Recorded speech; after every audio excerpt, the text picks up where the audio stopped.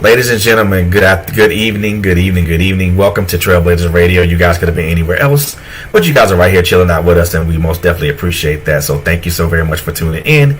You're tuned into the Author's Alley, and I am your host, Mr. Frederick Beatty, and I want to thank you guys for tuning in and vibing out with us and kicking back and just enjoying the vibes tonight, man. I really hope you guys are having a very good Friday today or this evening, where whatever time of day it is for you, wherever you are.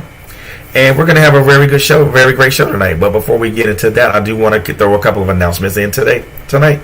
So first and foremost, continue to like us on Facebook at Trailblazers Radio with a Z, and also continue to like and follow us on Trailblazers Radio with a Z on Instagram and also on our YouTube channel as well. Also continue to follow my sisters Quinn Jones and Coco Fenton on their respective platforms respectively. My Life Has Destiny, and also Curvy World Entertainment and Travel. Now, with that out of the way, let's go ahead and jump into this, right? Let's go ahead and jump into this, man. So this young lady that I have, that's to my right or to my left, I don't know which way it is, but she really doesn't need an introduction, but I'm gonna do the best I can to introduce this young lady. I met this young lady I won't say several years ago, but a couple of, maybe 2 or 3 years ago, at an event that we were authors and vendors together, and I simply have to say that I am just simply blown away by this young lady's talent, but also, her determination to be not only to be a great author, but also just to make sure she gets as much as her work out there as possible. I am certainly in awe of this young lady, not only because of her talents, but also just because who she is as a human being, and just me being a first time author, just being able to just catch some knowledge from her and Shantae was just wonderful, and I couldn't ask for a better person to throw knowledge to me, and I've taken that knowledge and I've used it to try to catapult myself to certain heights. But I mean, I'm still trying to catch up to her, but we ain't in competition with each other because it's all we ain't in competition with each other because it's all love with us, man. So, and I most definitely appreciate this young lady, and will always support her, and no matter what she puts out, because everything she puts out is pretty amazing. So, ladies and gentlemen, with no further ado, I want to introduce you guys to my friend, author extraordinaire, Miss She Nell. Hello, thank you so much for those kind words, and thank you for having me. Oh, I really appreciate it. Man, look, it's always love when you connect with folks that are just amazing. So I appreciate you for actually just taking the time out of your Friday evening to just come and talk to us, man. So I appreciate it, and also talk to our audience. So I most definitely appreciate you. Yeah, thank you. You're welcome. So, we've had this discussion a couple times before a while back, but for the new viewers and things of that nature, let everybody. Could you let everybody know how you jumped into this thing called writing and being an author? The writing portion of it came from just loving to read. I had parents that encouraged reading. This was way back in the early 90s, late 80s, when I was, a young child. And I absolutely adored the Sweet Valley Twins series. I've read all the books, but it was a day in which I said to my mom, I don't have anything to read. I had finished the next book, and she was like, "What do you mean you don't have anything to read? You have a whole series of books we've purchased. What's going on?"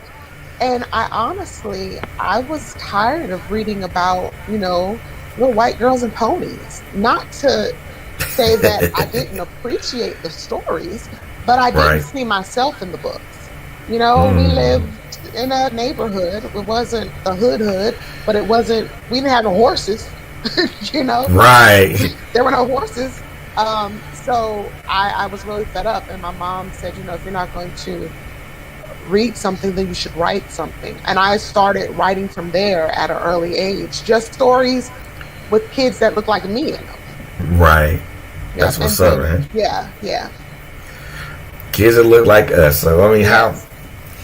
So was this at like at an early age, or was it? Did you just say, you know what, I don't want to read this stuff, so I said, did you want to just say, let me just write stuff about us and then see how relatable it could be? Actually, I was writing for me in the beginning. There were several sheets of notebook paper kind of put together with a little pocket folder thing. I used to tear the folder part off and leave the binding.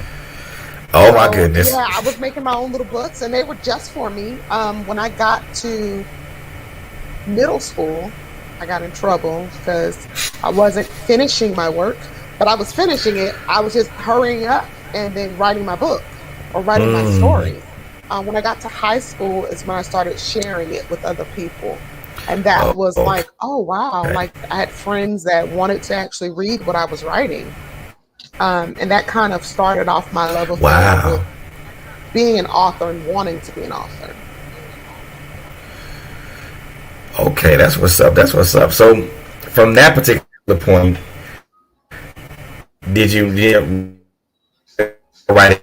be at? What did you start writing at first? Um, I started writing urban type stuff first. Um, I wrote, I think my first book was like teenage gangsters. Like I was way too deep into Tupac. I was way too deep. I started writing there first, and then I took a break after some time. Like I went to college thinking I'll be a writer, but my parents were very adamant about not being a starving artist. So I went and did the whole get a degree thing, Mm, and as time went on, I just kind of stopped writing for a long time. And I really didn't pick up the pen again until like 2016, 2017. wow. So you took an extended break. Yeah, yeah, I did.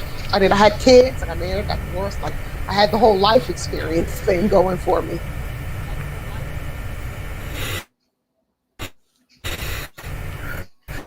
Man, experiences kind of put you in that position of like, let me just start writing some stuff.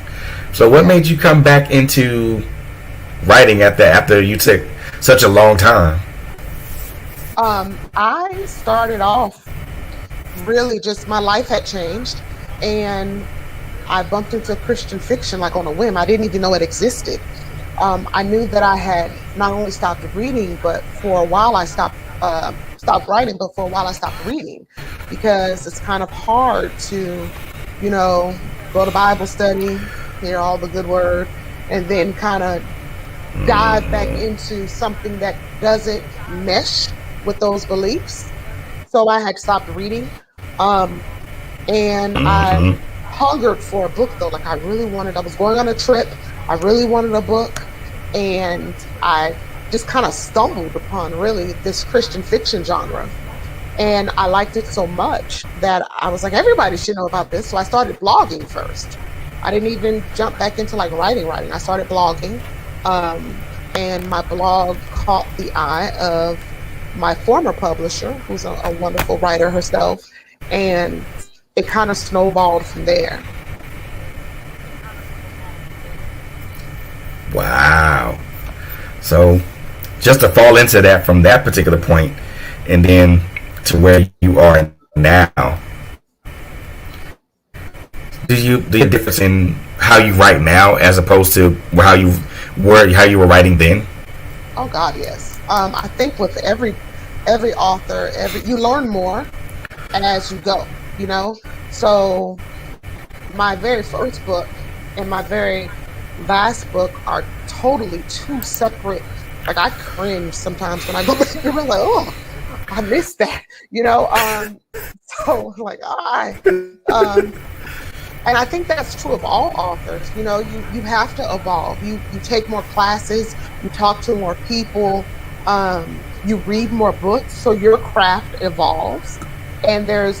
And it's always like the next level. Like so, my first book was good, but my last book was like, wow. And the next book after that will be like, whoa, she's changed some things up. She's learned some things.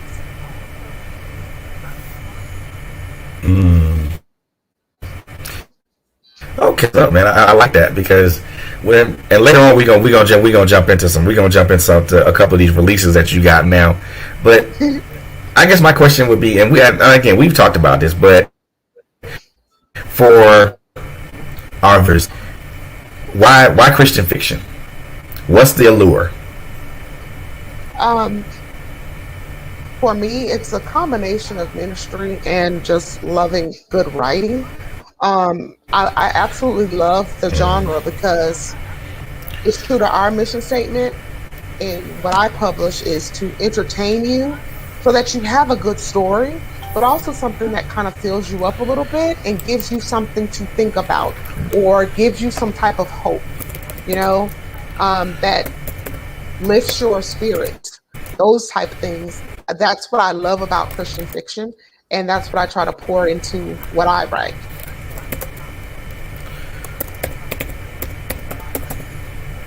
Cool. So is this like, now was it just like something that now fell into, or was it just was that the genre that you felt your writing was more geared towards? It is definitely more geared towards that style of writing. And even within that, there is, because I was just talking to my sister, it's a big pool. You have Christian fiction, Western romance. You have Christian fiction suspense, Christian fiction romance, Christian fiction mystery. Like within the genre, there are so many different facets of writing. And so for me, I'm able to read all of the things, but my writing really gears toward a certain type of Christian fiction. Like my books, the pastor's not sleeping with anybody. Not that that doesn't happen in the real world. Not that it doesn't happen in Christian fiction books, because it does, but that's just not the lane that I drive in, And I've read some excellent Christian fiction books where the pastor slept with somebody, but that's just not my lane that I'm in. Got you. And now I'll say this, because I probably said this probably more than one occasion before. Sometimes, like, especially the Christian fiction or the contemporary Christian authors, or even authors that write, true stories that's based upon, their belief or what God did for them as far as to change their life. They get a knockaround so much, as far as like they're saying that like these books aren't really fiction. They don't classify as like real stories. But so when someone says that to you, if someone has said that to you, how would you respond to that?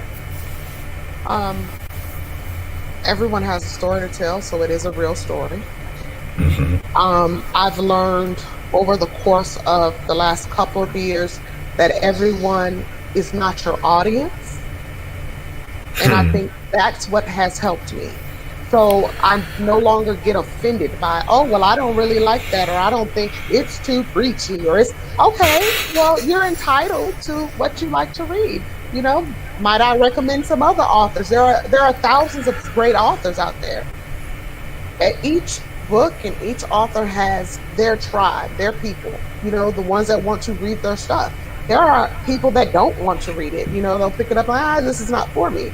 And I don't dislike them or hate them or think they're wrong. It's a book. And everybody has their different season in life, So I might not be what you read in your season right now. And that's okay, because I didn't start reading everybody, your season is different. So I might be into Summertime's Coming. I might be into some mysteries, a different genre of book, because I have time to figure out who did it. So I have time to figure out, I can read books 1 through 8 because it's the summer.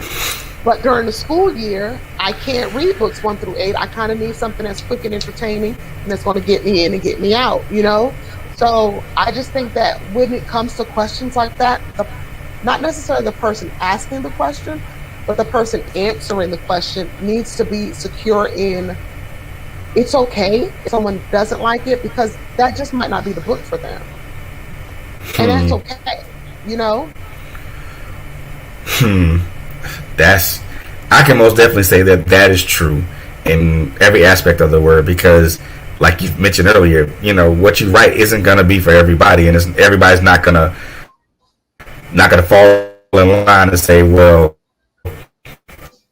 that's gonna be the book for me. When in actuality, it probably isn't, because, and again, readers are, to me, are, and I'm a reader myself, so I'm extremely picky about what I read or what I pick Mhm. up. If it doesn't involve me or bring pull me in, then I'm not. Then 9 times out of 10, I'm not. I'm just gonna put it down and be like, yeah, I'm not gonna touch that again. So, Yeah. but the And other it's thing that also, I won't say that I've heard, but mhm.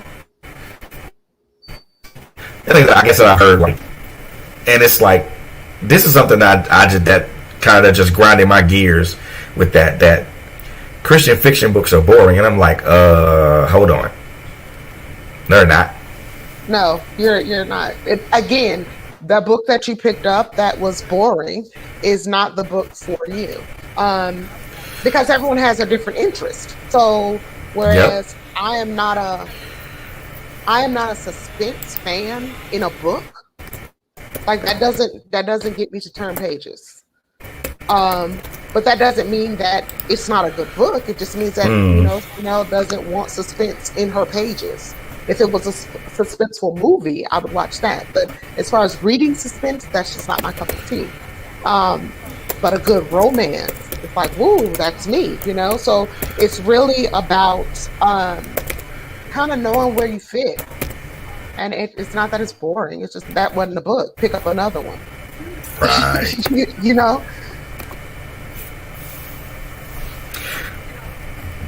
And I mean, I've read Christian fiction books that are to me, that at least to me, they were very enthralling and Mm-hmm. pulled me in from the first page all the way to the last page.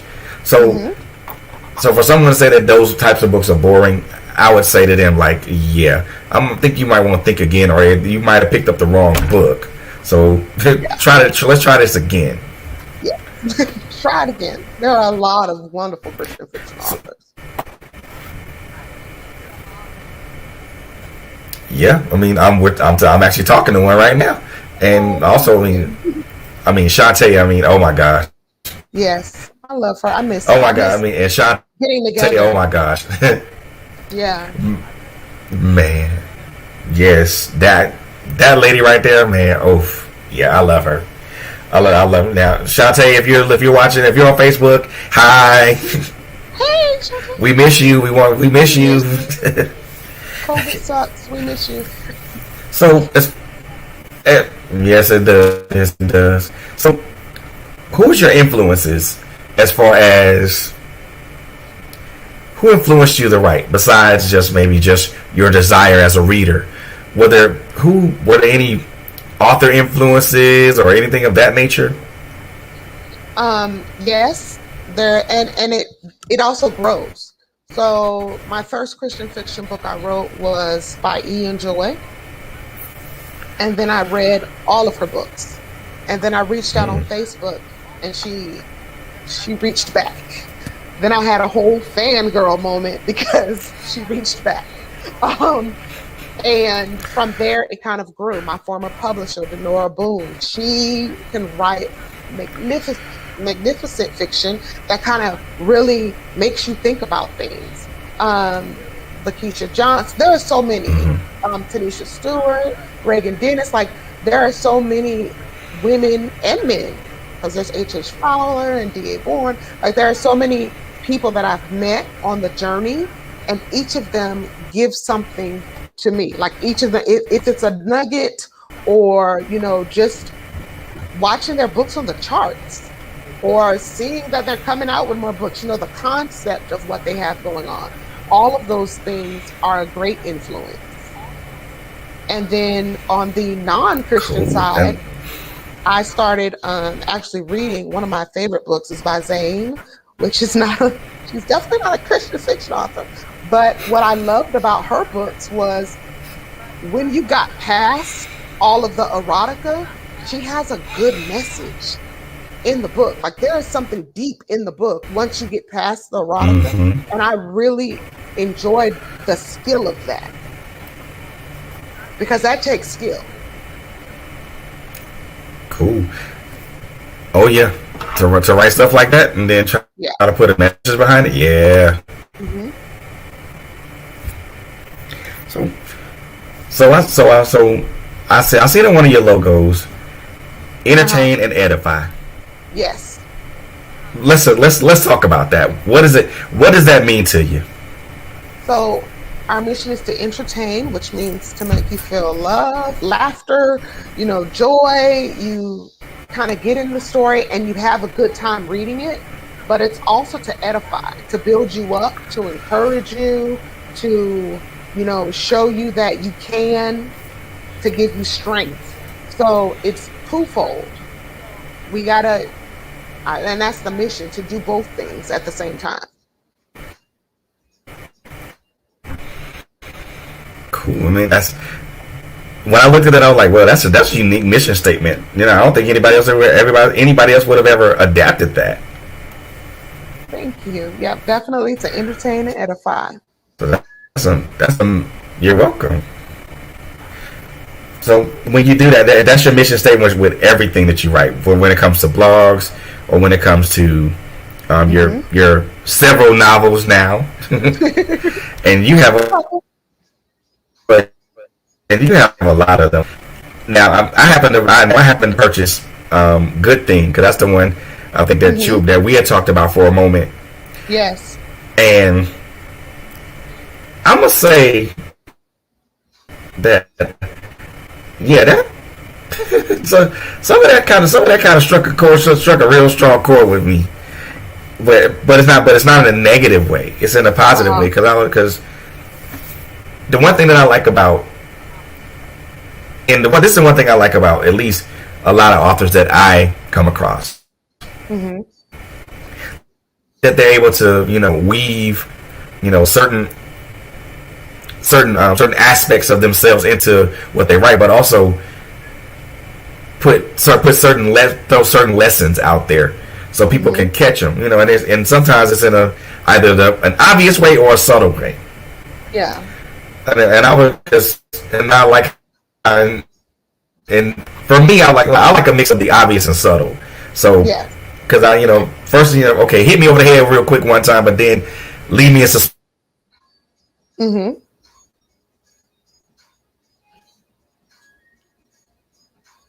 Uh-oh.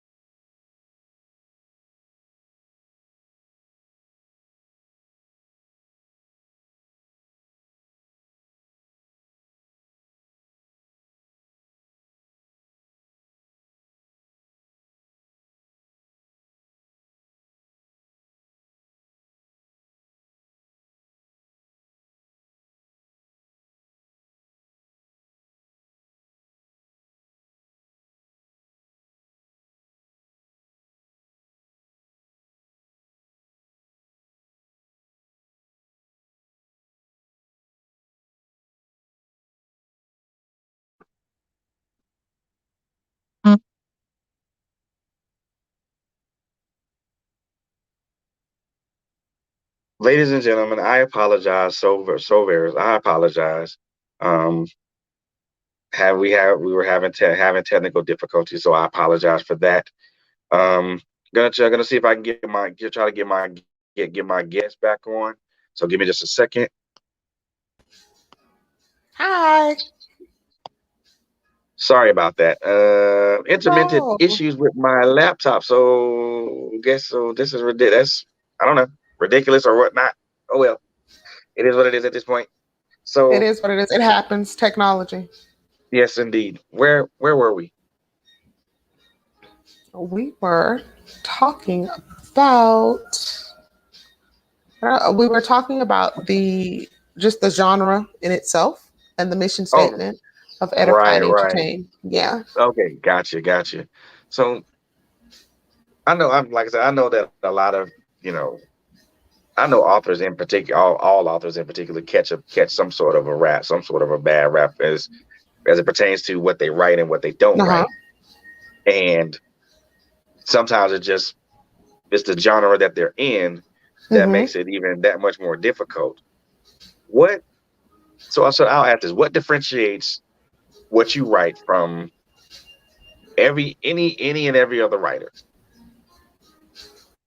In genre or out of genre? Both. So in genre,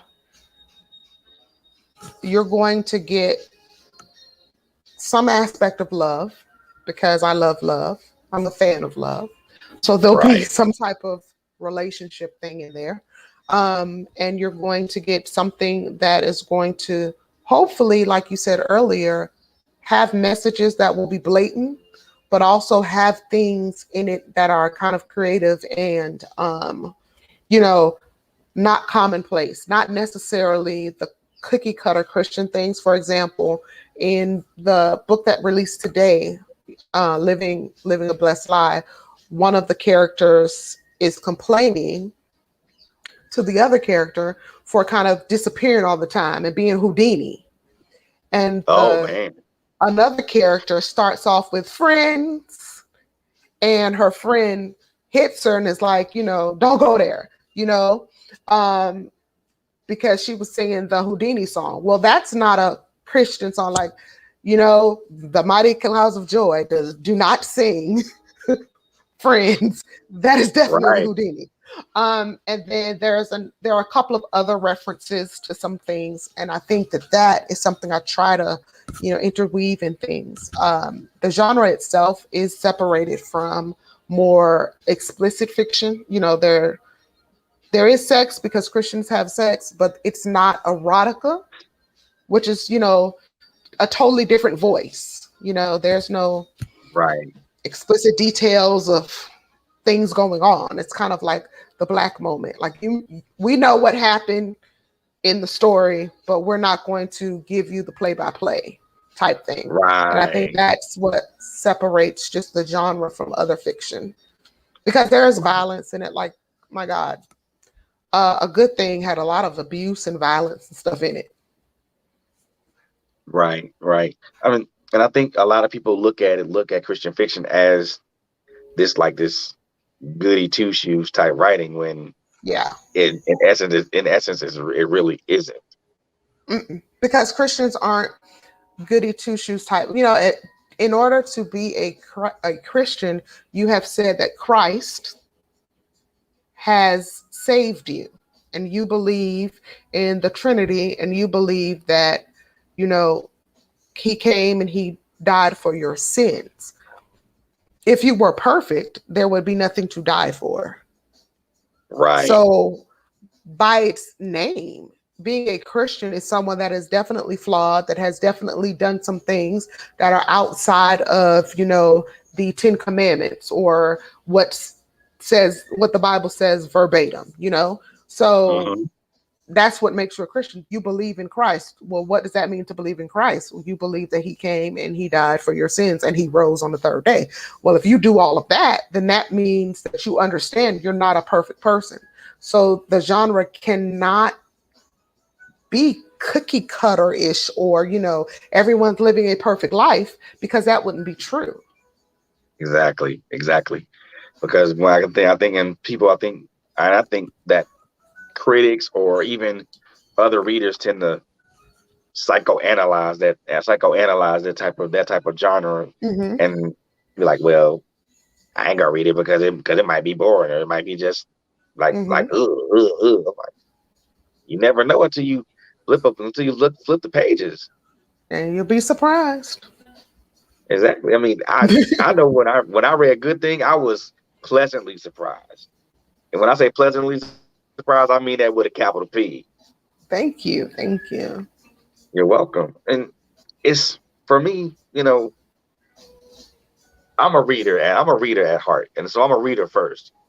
Hmm. And if a story is engaging and it pulls me in, I'm really not gonna give a whit about the genre or who wrote it.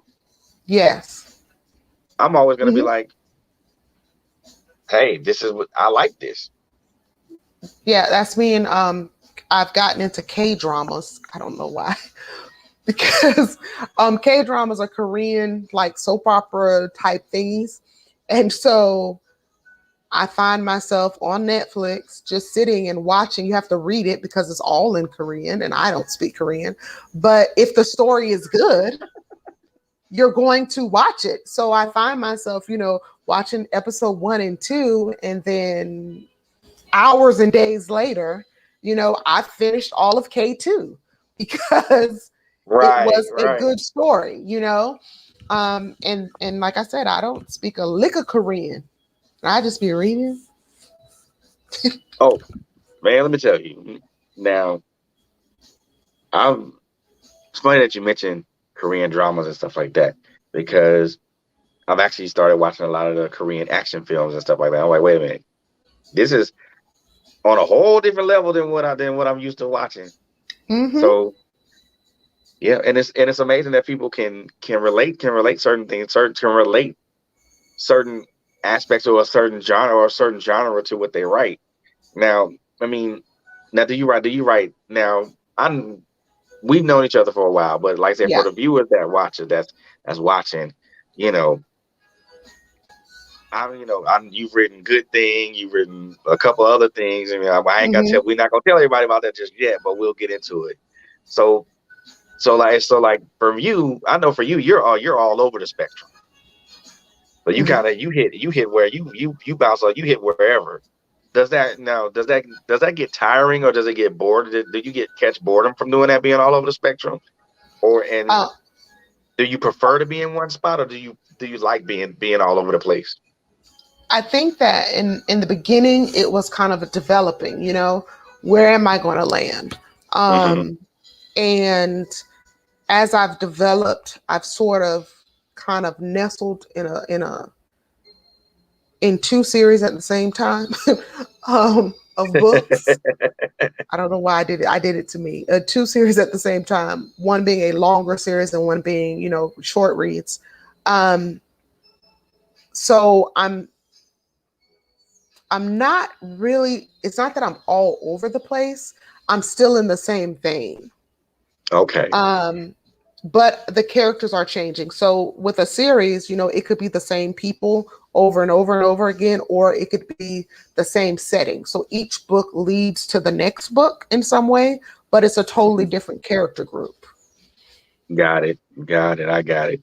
Now, have there been characters that you kind of do any of your characters cross over into any of your other work? Yes. So um Chantel in A Good Thing actually crosses into Ramsay's Bed is Never Cold. Um, and then with the books that are under my label, like I said, they all go together. So the first one is Walking Crooked with Christ.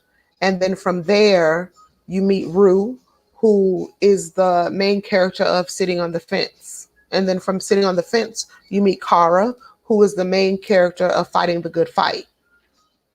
So they kind of hop into, you kind of morph into each character.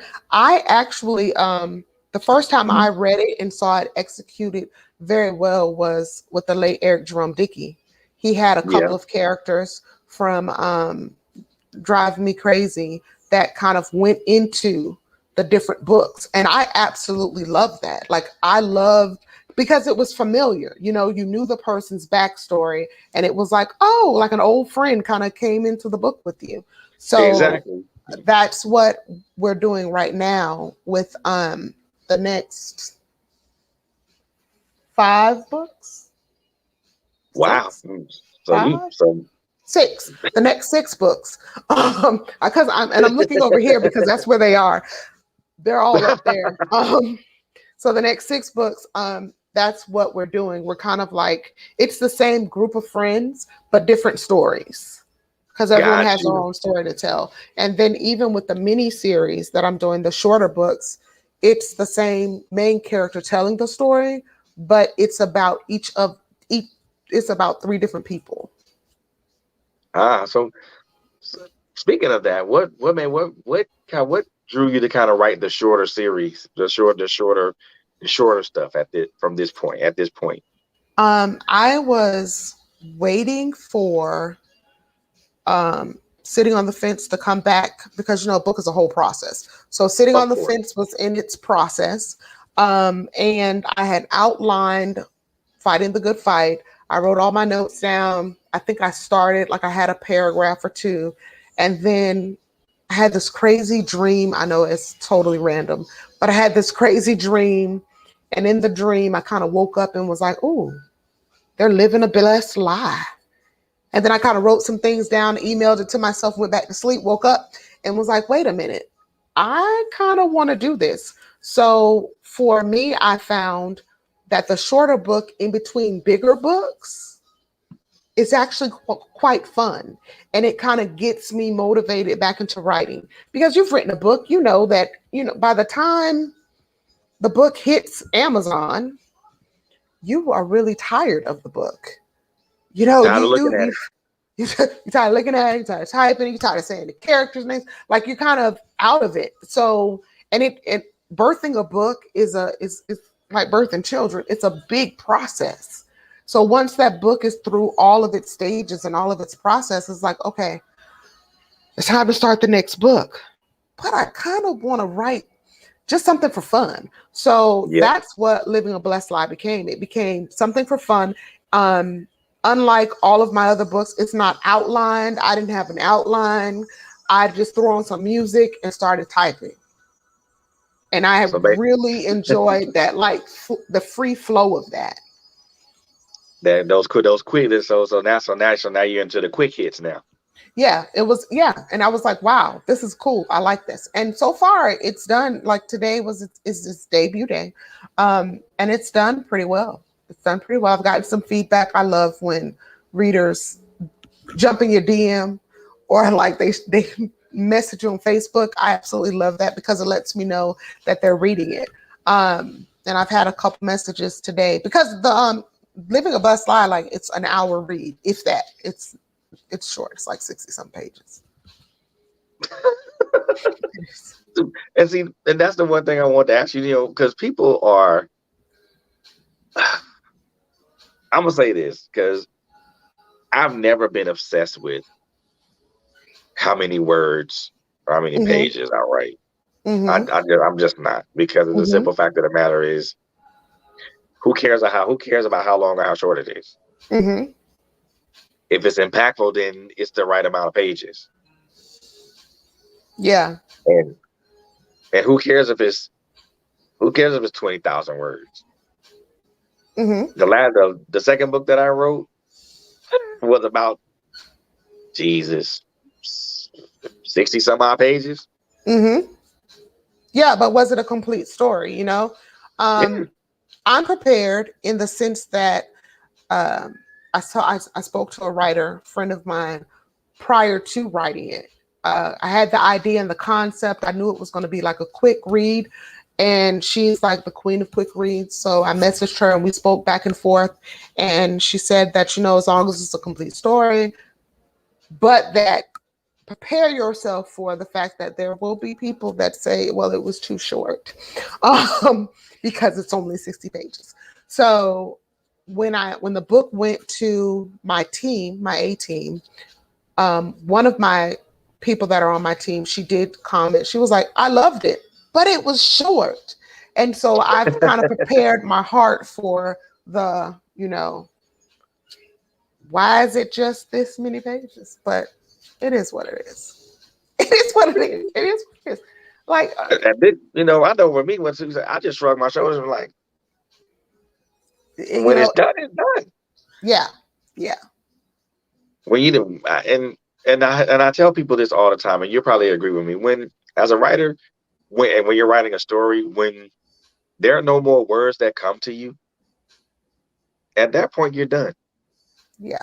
That's the draft. So then now you're going back and you're doing all of the tweaking and twirling with it. But yes, definitely. Because you don't want to force, for me anyways, I don't want to force it to where I'm adding in fluff content or things that don't, just to make it and stretch it to the 50K or the 45 or, the 40 mark. I want it to be of substance. And I don't want it to bleed out. Like I don't want my reader to have to read 4 pages of how she went to the store. If something did not happen at the store that moved the story, if she had a revelation about herself or, she saw a love interest or something that moved the story, then yeah, we could do 4 pages on that. But like her picking out fruit for 4 pages that's not entertaining to me. So I wouldn't want to do that. And plus on top of that, it's not necessarily important context either. Yeah, exactly. And like for me, I prefer to write stories that have that important context to it. Because if I can eliminate fluff that's in a story, then yeah, I'm gonna cut all that away, because sometimes you just want to get to the meat and bones of it, and the fluff is fine. It has to, that fluff, as we're calling it, if it's developing the story, if it's giving the reader insight into the character or explaining backstory, that's different from just, right. She sat at her desk and looked at her pencils.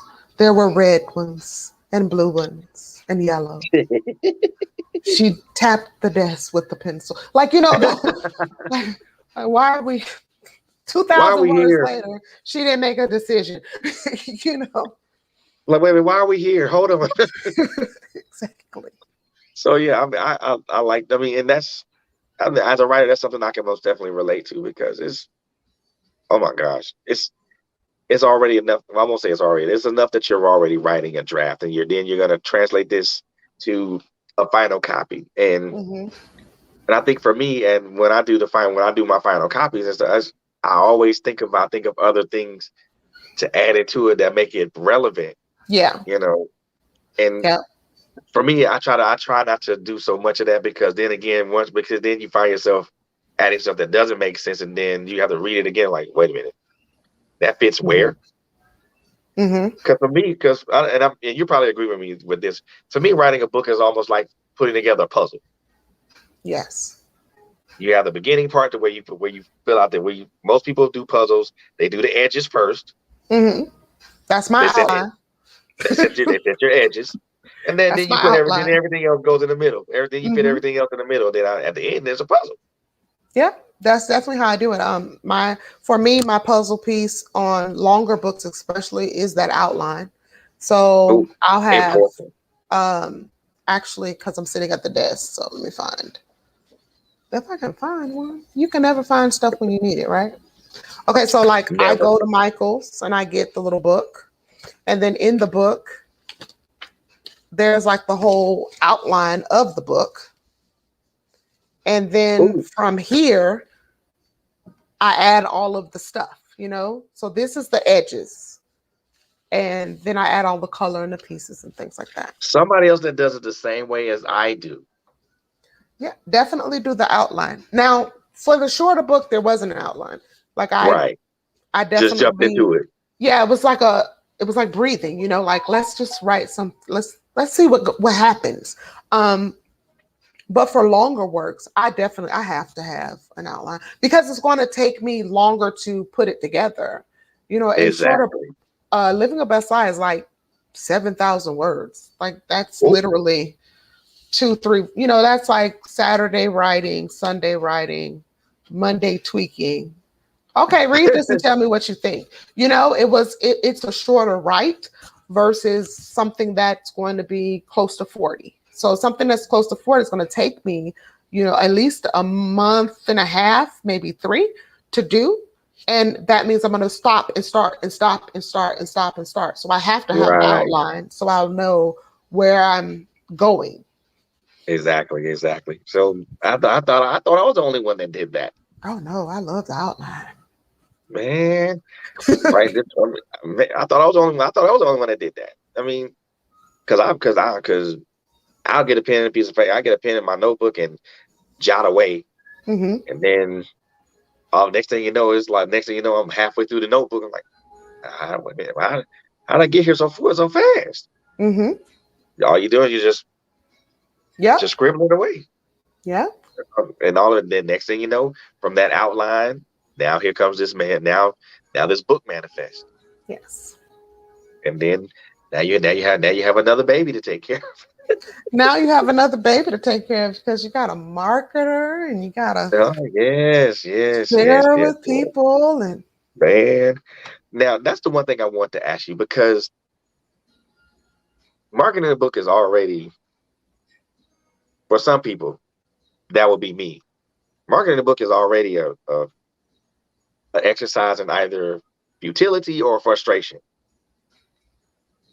and it's usually the second one with me. The frustration. futility, yeah, the futility part I throw out the window because, well, I wrote it for a reason, so it's not a futile effort. It's usually the Mm-hmm. second one, which is the frustration. Mm-hmm. How in the Christian fiction genre, just by in and of itself, in the genre, in the lane that you ride in, Mm-hmm. how easy or how difficult is it to market your books, whether it's a quick hitter or whether it's more or less novella length or novel length? Um, I don't think any marketing is easy. I think that it's all hard. It is. It's all hard. It's all a separate work outside of the whole marketing, writing of the book. Like marketing is a whole nother child. Ooh, yes, it but they is. but they need to go together. Like there's a quote that I love that says there's a difference between a well-written book and a well-marketed book. There are books that are phenomenal by phenomenal authors, but nobody knows the book is there, or only a handful of people know. So it's not that the book isn't good. The book is great, but no one knows. And if no one knows, then no, it's not trending, it's not charting, it's not doing all of those things. So marketing is extremely important for all authors. I think that when you have a book, because there are books that are well marketed, and it's like, it was good, but it was just good. It was like, okay. Um, so there's a balance with that. And Always. it's difficult. It's very hard. It's very tedious. I I like to read. So outside of reading in my genre or reading, other stuff outside of my genre, I do a lot of marketing reading. Like, how do you Right. do this? How do you gain, how do you convert Facebook friends to newsletter friends? Because you don't own Facebook. Facebook's Yeah. job is not to make you money. And if they think you're making money off of them, they're going to flip that algorithm around and like 2 people will see your stuff. Um, you Big time. know, Oh my God, big unless you time. are running Facebook ads. So it's not there to, so with that being said, you want to make sure that you have your own lane, your own newsletter or your own platform where you can reach readers, Right. because we don't own the big giants, but you have, and with that being said, you still have to be on those too. Yes. And then there's I'm reading .com secrets, but I'm also reading another book where it talks about making the Amazon work for you and how to do Right. some things within their algorithm, because that's an algorithm in itself as well. Oh, So, Jesus. Oh, yeah, oof. it's Yeah, read, man. read, read and attend things, and also read, attend things, and know that it's going to change in 3 to 4 months. Yeah, yeah, because all that stuff just changes so often, and Yeah, it's I like, was. Mhm. Yeah, it changed within 3 to 4 months. They're going to come out with another policy, so you're constantly having to study and kind of pick up on what's going on. And you can't let the social media platforms be your only platform that you are telling people about your book, because yes, yeah, important, Facebook, so important. listen, Facebook put me in Facebook jail on release day for one of my books. I was like, yeah, They put it's you in release day. Facebook jail. What? Are you Oh serious? God, I was in Facebook jail for the release of my book. I was so sick. But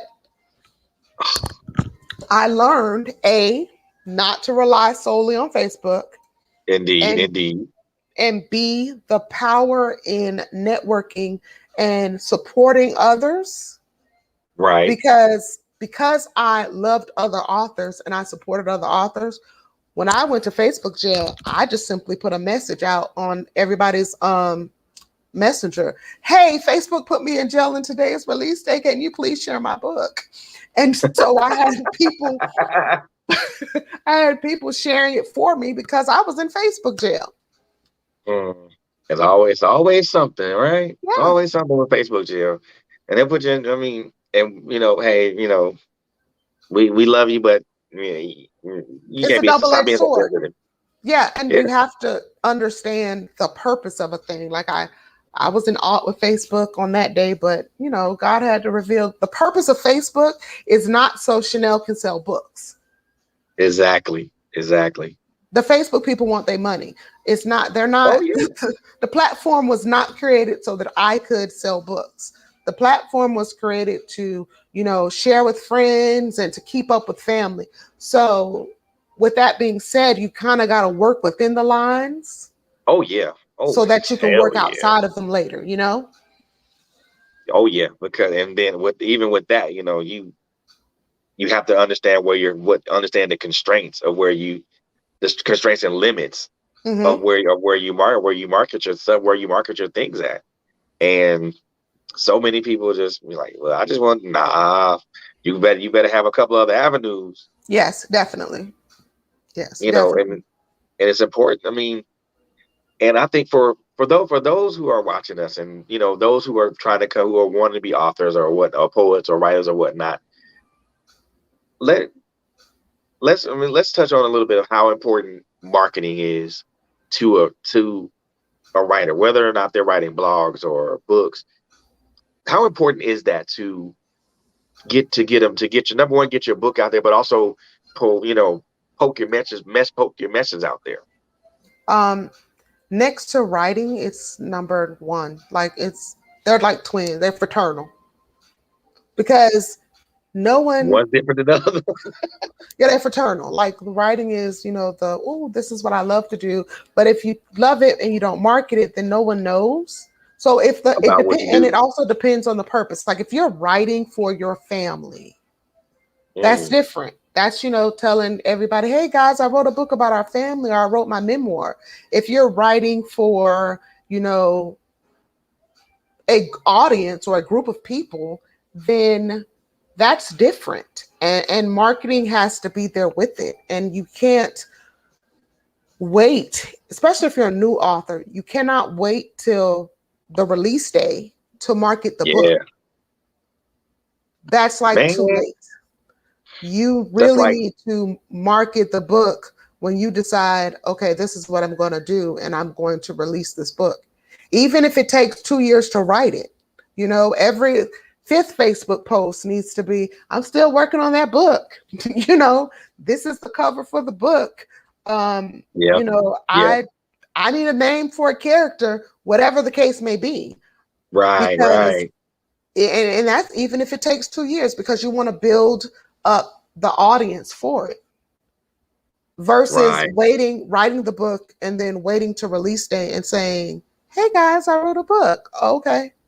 It takes someone something like, I forgot the statistic, something like close to 200 times to see something before they actually make the purchase. That's why when we watch certain TV shows, you'll see the same car commercial during the course of the show like 3 to 4 times, especially like football games where Of course. we roll Oh tide yeah. over here. So we're big college football fans. So Did you just say roll tide? yes, we roll tide in this So house. I'm gonna step away from the camera real quick. Please tell me you're an Auburn fan. Negative. I'm a Georgia fan. I'm a SEC, but I'm Georgia. It's I'm still okay. stepping away from the camera because we ain't supposed to be talking to each other. We got a couple. We We ain't can supposed to talk be talking now. to each other right now. We can talk now. We can't talk in the fall though. Okay, yeah, because I think we'll be bitter enemies in the fall. So yeah, Yeah. I get you. Because of you, I'm probably gonna catch a text message saying "Roll Tide." I'm like, you know what? I'm gonna say "Go Dogs," and then we gonna be bitter enemies for a while. So Just yeah, a I little mean, bit. I get that part though. I mean, yeah, because I'm a huge college football fan. So been a Georgia fan since forever because that's where I'm from. So Hmm. But yeah, even in that, like when you're watching the game, you're going to see if they're marketing a certain type of car. You're not going to see that commercial one time. nope. You're going to see that commercial or a variation of that commercial several times throughout the whole broadcast because Right, people know that you need to see what marketers know. You need to see it more than once in order for it to resonate in your spirit and make you consider it. The same thing with right. a book. If I decide on release day to say, "Hey, I wrote a book," and then I haven't talked about it prior to, or I stop talking about it before it Mm-hmm. catches momentum, then there go those sales. Yeah, and the potential followers too, Hmm. potential readers, Yeah. and that's even worse. That's even worse. Mhm. So give me a I'm gonna take a quick break. I'm gonna Okay. grab my phone charger because yeah. So give me just a quick second, and ladies and gentlemen, I'm gonna take a quick break. I'm gonna grab my phone charger so I can make sure this thing stays charged up. I'm gonna come right back, and then we're gonna continue this conversation. So give me literally 45 seconds. Okay.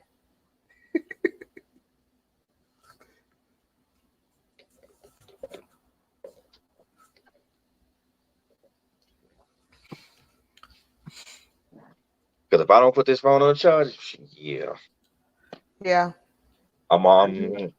already having technical difficulties. I don't need a dead phone to be another one of them.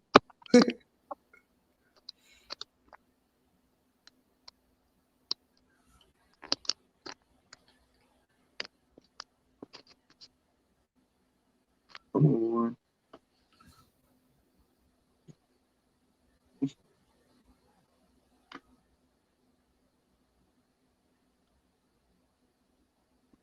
There we go. Yes.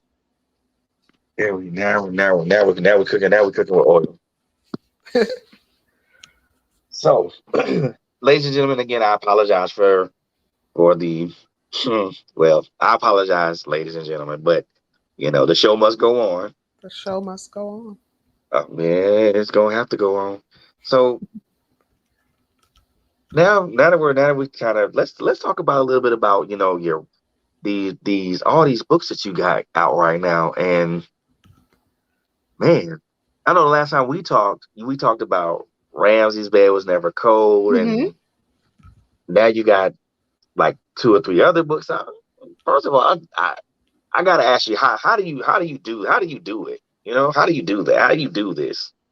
Um, With I mean, how do you just put out book after book and great material after great material? I mean, it's almost like, if I'm thinking about it, it's almost like you put out something every couple of months or so. I do, and that goes back to marketing and being Mm, strategic. Amazon gives you about 3 months, like 60 days, 3 months, Mm-hmm. where if they see that something is selling or, doing well, your first book drops or whatever, they'll give you that time frame. Well, right Right. after that time frame, if you drop another book, you double your time. So it's a way to work within Amazon's little system.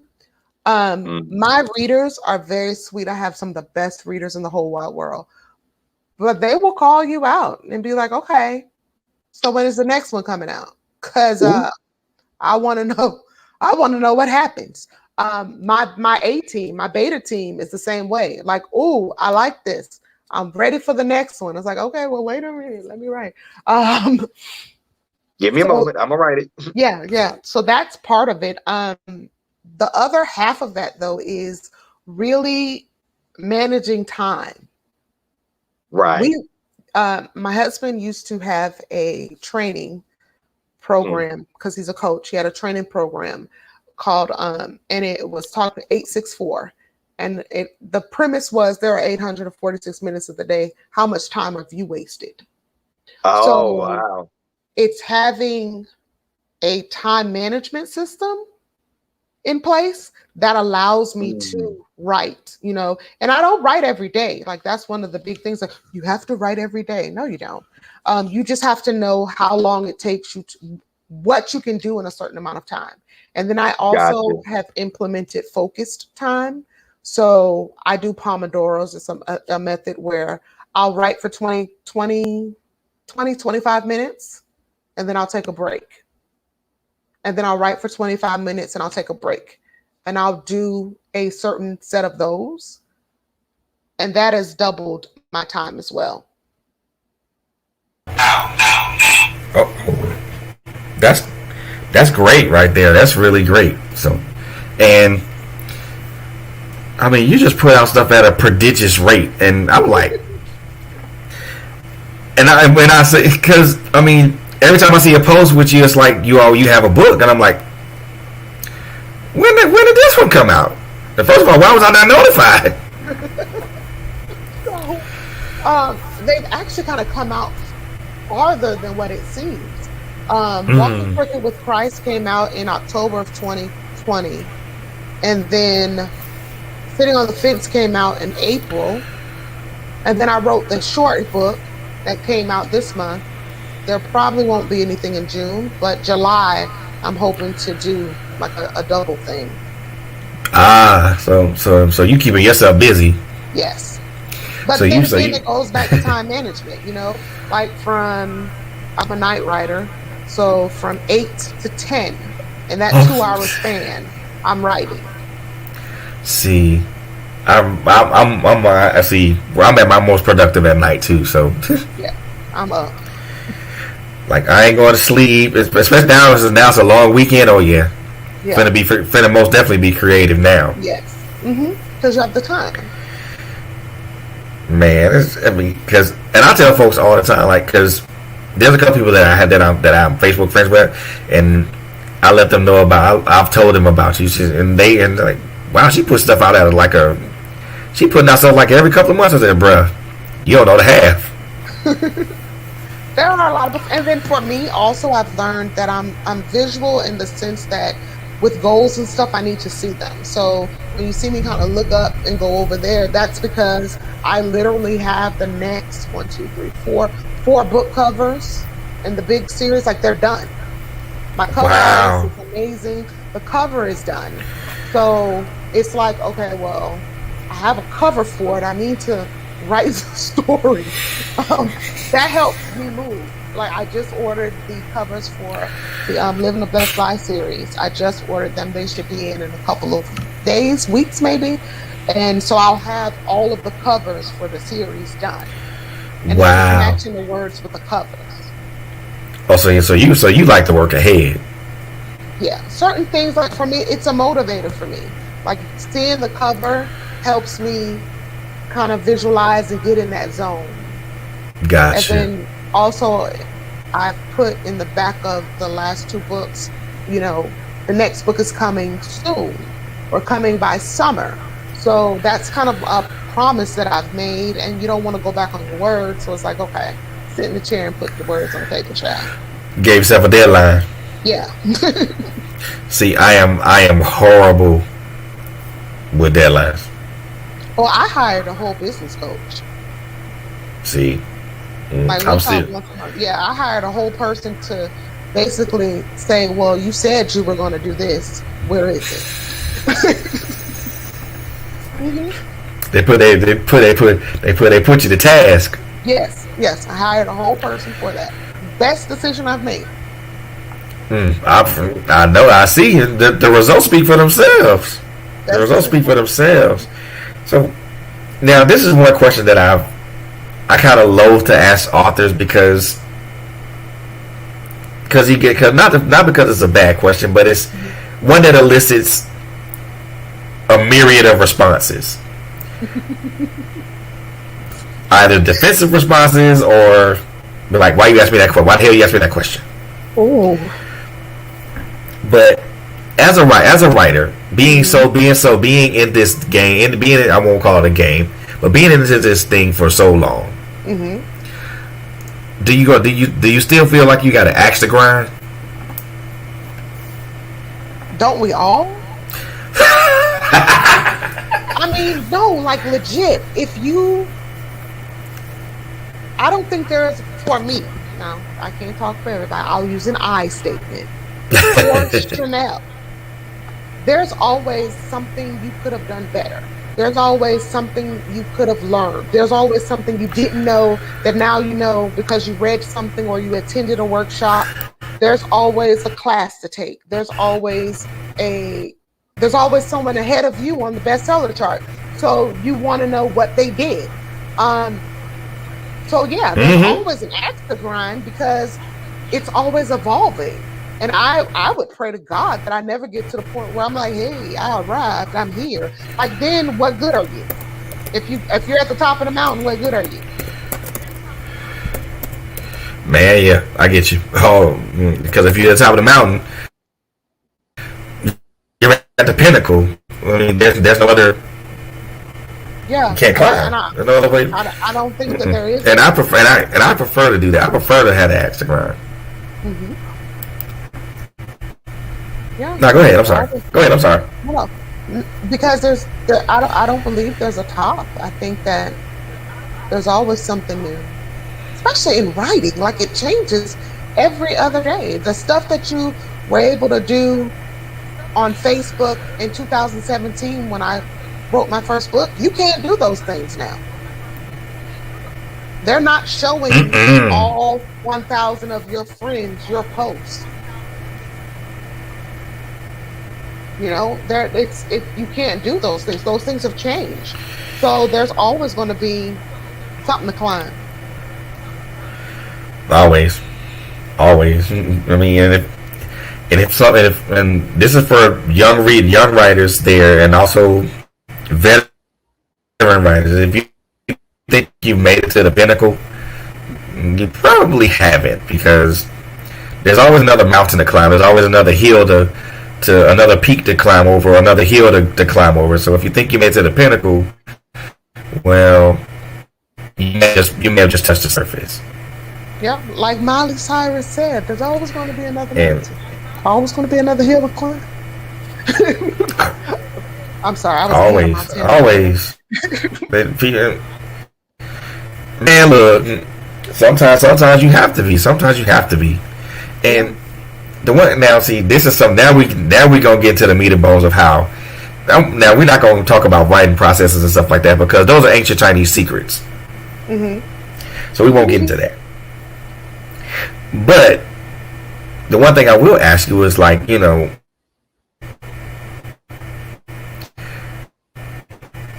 how much of your personal experiences bleed into the pages you write? Oh boy. Now see, the axe to grind question was that was a lot better. This one is was the easy one. Yeah. You can be as forthcoming or not as you want. all of the characters have, they all start with something that I've either kind of been a part of. Like a lot of them, especially early on, a lot of them were personal stories. Not that all the things that happened to the characters happened to me personally, but they were definitely moments in the books where it was kind of true to my character. And then I started to kind of branch out a little bit, because in the book I'm writing now, Fighting the Good Fight, Kara is nothing like me. She's totally not like me, but I enjoy writing that. But like Chantel, there were some things about Chantel in A Good Thing that were very much true to my character, and then there were some things that weren't. So it's kind of a double-edged sword. And then if you know me personally, like, you know, we have a relationship, because I can.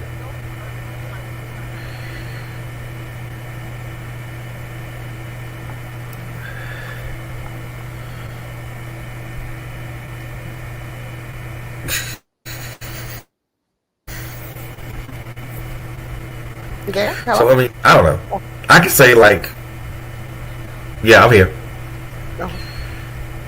I mean, I can say like, yeah, I guess I know of the two books that I wrote, a whole lot of aspects of me just literally just bled on the page, and it kind of put me to that emotional state, and I'm like, yeah, I don't want to write this anymore.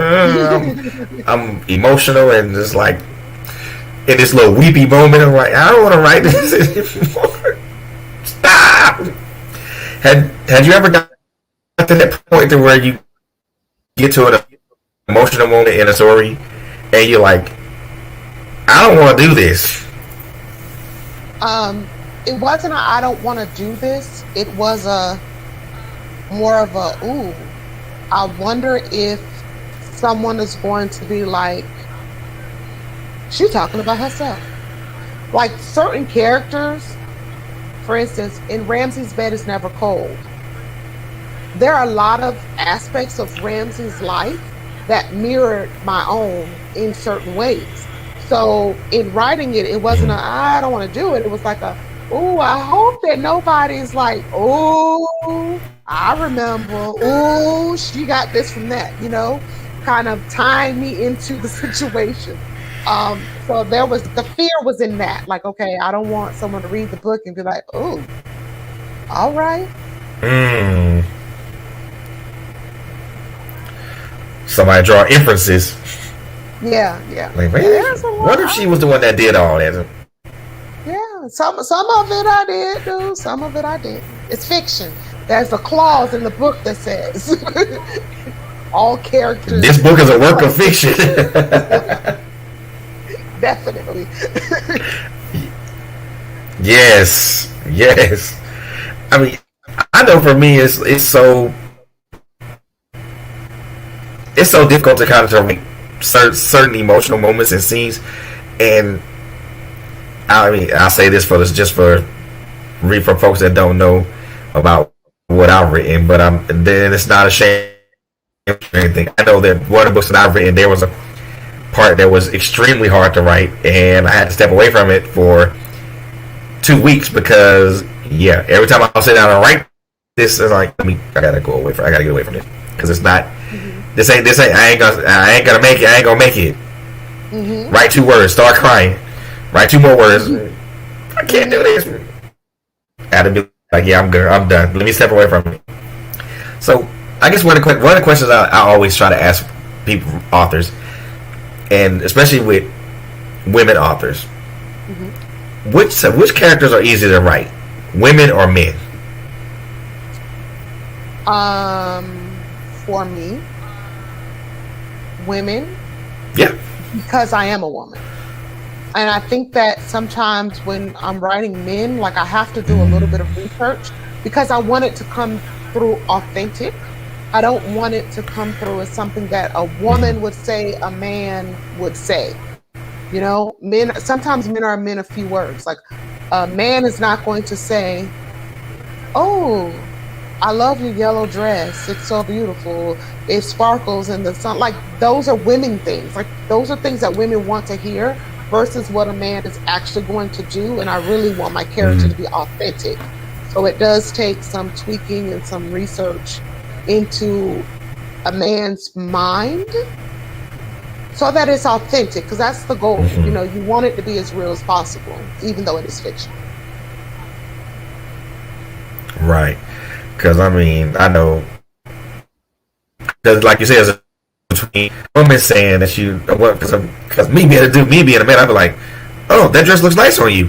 And that's it. Yeah.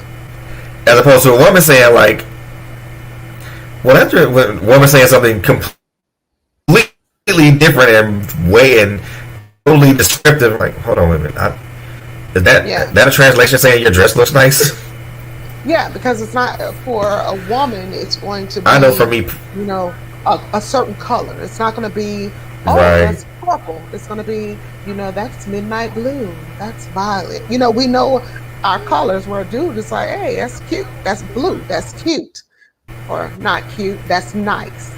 Because my husband says men don't say cute. So, you know, that's blue, that's nice. Where a woman will be like, ooh, that turquoise it's popping on you, sister, you know? So definitely getting that voice for authentic purposes. Because I know for me, it was difficult to write a female character. Especially a strong female character, but because for me, I had no references, so I was pretty much on the fly with this, and I'm like, how do I do this to make it authentic without making her sound like me? Yeah. So I just, you know, it was really difficult for me to write a female character because I'm like, I'm confused. I don't know how women think. I don't know how they. I know that women are much more emotional and much more in tune emotionally than men are. The thing for me is I was trying to figure out how would they react in certain situations, or how would they respond in certain situations. Would it be the same situation? Would it be the same response as me? That's where the research comes in. You know, that's where I'll tap into for in my case for male characters. You know, that's when I call the husband or ask some frat brothers or something like, hey, you know, if this happened, you know, what would you say? Type situation. So that it is authentic, and that's where the research in the book comes, because you need to know your characters and their ins and outs, how they think versus how you think.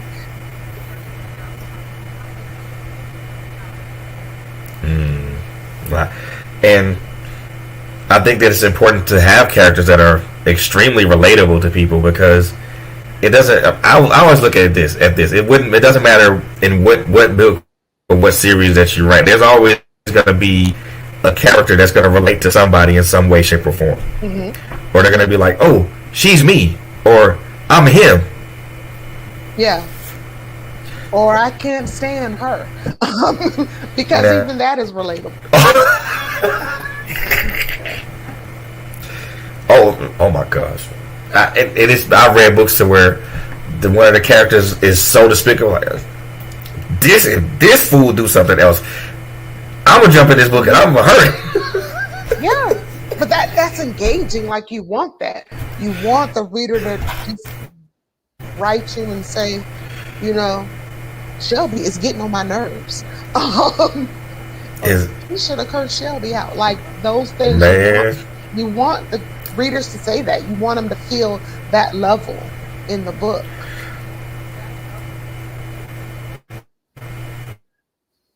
Right. That's why I said that's the one thing with good thing that really a lot of those points resonated with me. In regards to that, and it made me look at certain things of even my own relationship differently. Yeah. Like, wait a minute. Am I really that person? Hold on. let me psychoanalyze myself real quick. Definitely, definitely. And that's an I think that's the power of words, or anybody that writes a book. It forces you to look at yourself in a different aspect, and then you like, Yeah, wait a minute, definitely. am I really mean, arrogant individual? Hold on, let me change my ways real quick. Yeah, let me work on that. How exactly? I mean, now the two works that you got out right now. You know, Uh-huh. you mentioned one of them. So you mentioned that the response has been really, really good. Yes. You know, with it being a quick hitter, you know, hasn't have you now with the response being good, but have you also gotten those mixed responses as well? Um, yes and no. With my, I call them the A team. They're my beta readers. There was some mixed response in the length of the book, because it's a quick book. So it's like, oh, it's over. Like, what the world? Well, wait a minute. But outside of that, not yet. I'm prepared as you could be, I guess, in that everyone is not going to like it. So I'm kind of, it's your baby, and Right. no one wants to be told their baby's ugly. Well, sometimes your baby's not really cute. So it's that same kind of vein. Like, I don't want to hear that it's not the best thing and you absolutely love it, but I know that it's not for everybody. Someone is indefinitely going to say, hey, I didn't like this about it, and I'm okay with it. I've gotten to the point where I'm okay, because I take the criticism and I'm like, okay, well, what is it that you didn't like, and was that something that I could have changed or should have changed, or is that just meaning that if this wasn't the book for you? Because I think that you can't say, if someone says, oh, Mm, well, I didn't like this book because X, Y, and Z, your first response as an author can't be, oh, well, they're not my audience.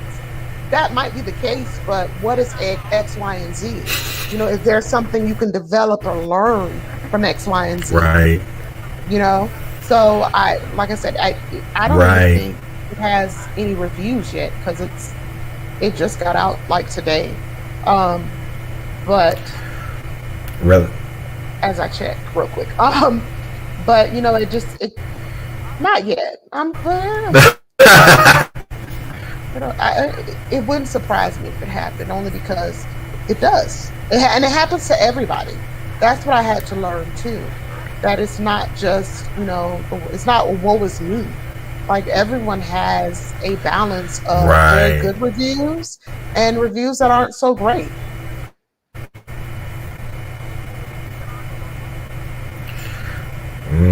Both. And when you look at them bad reviews, like, geez, are they ultra critical, or they just don't like it? And sometimes it's all of that. Some are also critical. Some just didn't really like it. It wasn't their cup of tea. Some are haters, and they just want to give you bad reviews so that you won't have 5 stars next to your name. Um, it's a mixed bag of things. So you have to really, I find, be very grounded, because it's a business. It's like a whole business. Even in Christian fiction, Of it's course. a business. Of course. So as you kind of keep rolling forward in this thing, and as you continue to put out short, quick hitters, and also much longer pieces of work, how do you view your writing career right now? Do you look? I mean, do you look at it as a marathon, or do you look at it as one of those 100-yard dashes? Oh God, no! It's definitely a marathon. Um, it takes time. Like, even with books that are like super pop, like what's the boy name? Harry Potter. Like Harry Potter wasn't J.K. Rowling's first book. Yeah. He had wrote things before that. That was the one that just took off. She's also written things after it that haven't done as well as Harry Potter has done. So it's definitely a long game. And I think that that's the misnomer. I had someone, they were asking me questions and they were in my messenger and they were kind of disappointed that they couldn't make $1 million US dollars, like right away off of one book. And I'm like, it can be done. It's been done. However, it's a long game. You know, that's like a winning lottery ticket. It is definitely a long game. So for me, I view the writing career as something that's, kind of long term. I've been writing since 2017. This year is the first true year where my earnings can fund a good portion of the production of a book. Not all of it. I'm not balling outrageous, but it can fund a good portion of the book. Definitely not balling yet, but so Right. it's definitely a long game. Right. And I look at it like that as well, because I mean, I liken this to football. You want to get down the field, as quick as possible, but at the same time, you want to make sure that you call the right plays, or that you script the right plays, so that way you don't make a mistake, and so you don't make a mistake. So and you have to be able to have it to sustain those long drives. You start off at the 1 yard line. You got 99 yards to go down the field. You don't want to go. I mean, I don't want to go for the home run off the top. I don't want to go for the home run off the top. Let me go down the field. Let me just go down the field steadily. Once I get to the red zone, then I kind of may hurry up a little bit, but not too much, because it's still like you said, it's still a long game. The end goal is still get to the end zone, but why rush it? Yeah, and I agree completely. And also, as you're going down the field, you're learning to read the defense, and that's in writing as well. As you're playing the long game, you're learning to read the algorithms. You're learning to read what's going on, so that if you're going to pass or run. You have to know, though. You have to read the defense, so you'll know what to do. Yeah. When they snap the ball. So same thing in writing. You have to read the algorithm. You have to read the market, so you'll know. Do you wait and make something stretch longer? Do you write the long book, but also hit them with something real quick, like a quick read? Right. And it's, for me, it's like and I still, for me, every once in a while you want to take out a gadget play, some little trickeration every once in a while, or it's, and then you think about it from like down and distance situations. I compare that to what you just mentioned. Do you go for the first down by writing this long book, or do you kind of play it safe and get and maybe gain a few yards here, then kind of let it play out in the second and third down with the quick hitters. Yep. And then you get the fourth down, and you're like, well, do I punt or do I do something different? Now, I don't know about nobody else, but if I'm on the goal line and it's fourth and goal, yeah, I'm going for it. Definitely. And again, that's like reading the market, looking and seeing what's going on, what's trending. Yeah, I mean, and just from what you release, I mean, you have a good eye for the market, and I think that your sense of timing has always been impeccable, because it's just you release like this, release it right at the right time for, and it's always your readers will never want to not lack something good to read. Yeah, and that's why they kind of come out like a little close. Also, though, I think I have, because I'm always on the list. Like I'm always looking, not necessarily for just where did I fall on the list, but what else is on the list. So I was talking to my sister earlier, and I noticed that there are it's Christian fiction, cowboy romance, and I'm like, oh wow, or Christian fiction plantation romance, like historical. Yeah, and I'm like, oh wow, that's cool. And I'm noticing that different authors are writing it. I'm like, that's not, that's something that's a market. So if that's your thing, and you want to write that, by all means, because it's a market for it. But you also, I think, the most important thing is you have to know who you are. I'm not writing a Christian fiction cowboy book. I might read a couple, but I'm not going to write that because that's not my vein. That's not the lane. That's not the lane I'm driving in. But all of that to say, you have to know what's going on around you. You have to know what other people are doing, what's selling, what's not selling, and factor that in too. Of course, all the time. So, how important is it to be? Now, I'm not talking about Christian fiction. I'm talking about the literary game as a whole. How important is it to be adaptable? You better adapt. It depends on what your purpose is. So if your purpose is to, write a book or two because you've always wanted to write a book, then you don't necessarily have to be that adaptable. If you're writing a book for, your family, to capture your history, your family history, you don't necessarily have to be adaptable. If you want to be an author full time, one day, then you do have to adapt to how things are going. As far as like market wise, we talked a lot about social media. Like you have to adapt to that. You have to adapt as you write, because there's always room for improvement. So whereas someone might read a good thing and be like, oh wow, this was amazing. When I read it, I'm like, oh God. Because and I've changed, and I've learned more things. I've taken workshops, and I learned the importance of sensory in a book. So now there's more sensory in books, whereas there were some flat moments in a good thing. So you have to, if it's something you want to do and have a career at, you definitely need to be in the ebb and flow and the change.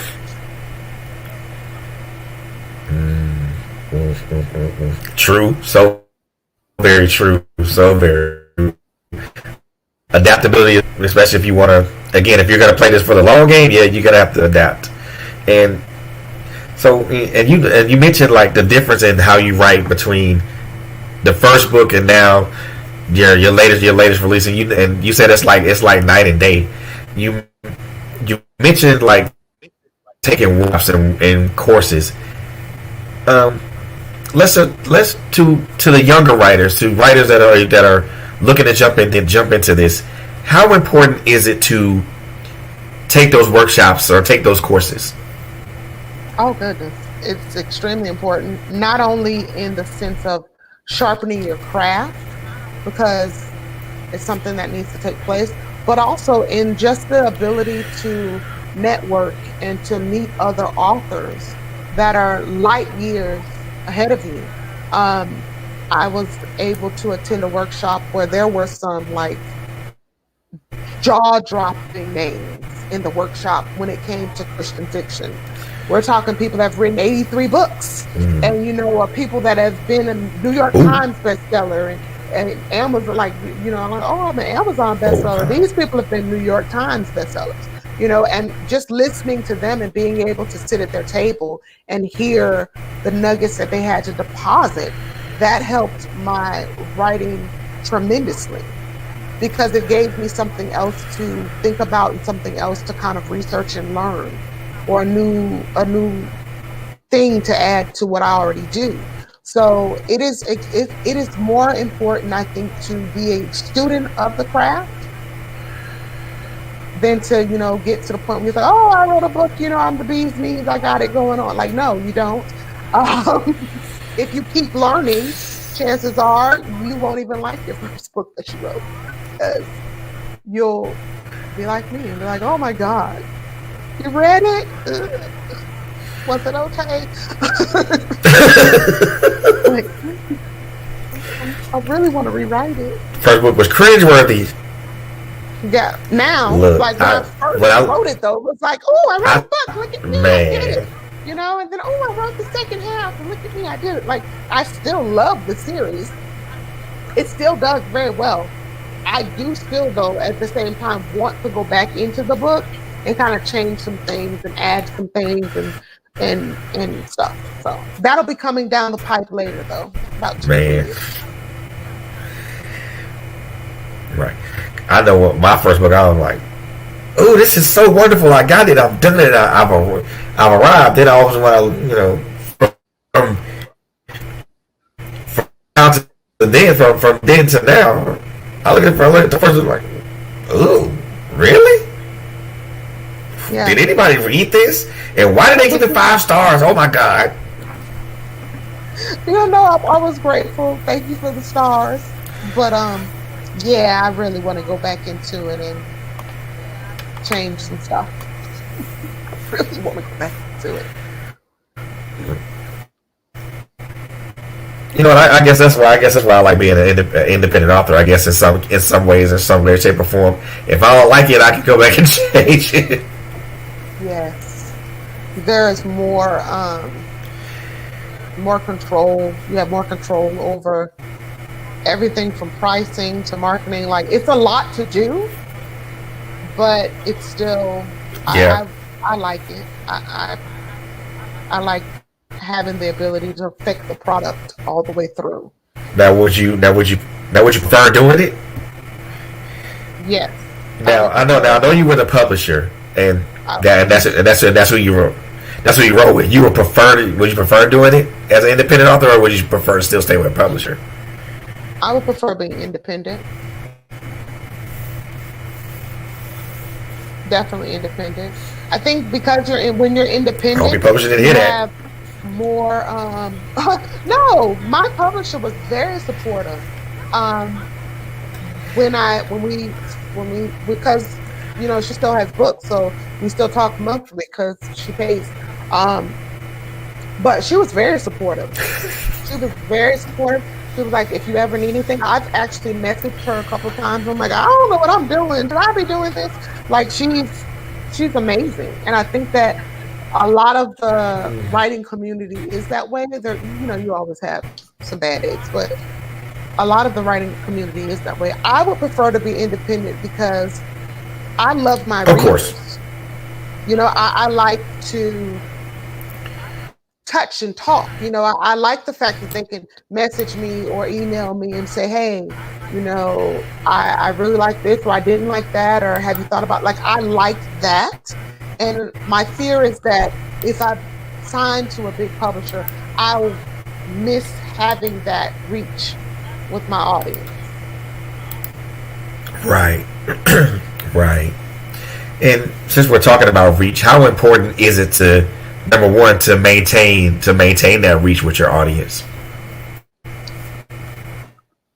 There is a book called 1,000 True Fans, and there's this guy's theory that if you have 1,000 true fans, you can basically do it full time because they're going to always be reading.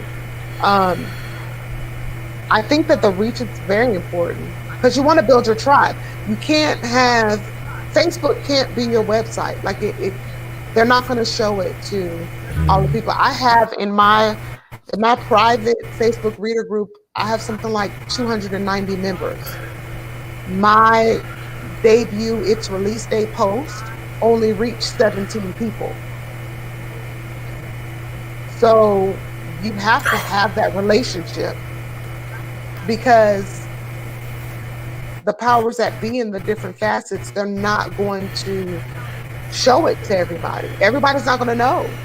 So, but if you have a relationship with people, if you have your own email list, then you can control the, 170, however many email list persons you have.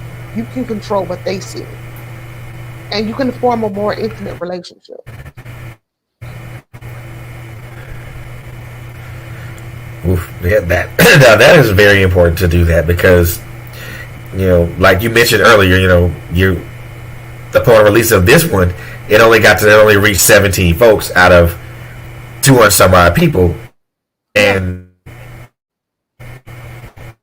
to me, I find it amazing, but also I find it kind of sort of disheartening because there's other people that missed the debut of a good read, and now they may catch on back end, which isn't necessarily bad, but I think as a writer myself, I mean, if I'm debuting something, I want to try to reach as many people as I can from the start instead of kind of catching the momentum or riding the wave on the back end. And again, not that that's a bad thing, but I just prefer, the start.